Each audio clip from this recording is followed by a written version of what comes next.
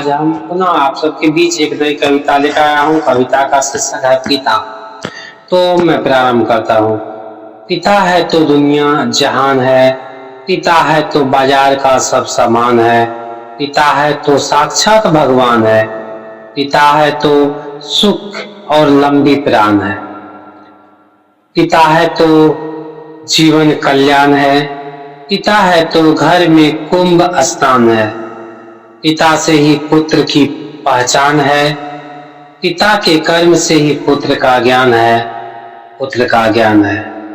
पिता के त्याग से पुत्र महान है, पिता से ही सुखी सुबह और शाम है, पिता के रूप में ही श्री राम है, पिता के रूप में ही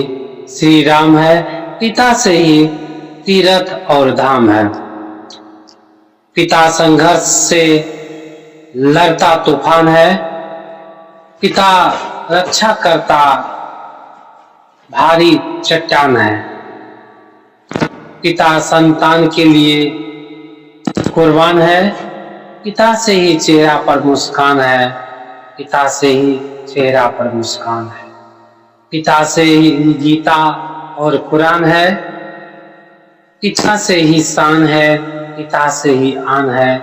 पिता से ही सभी गुणों का खान है, पिता से ही मान है, पिता से ही मान है।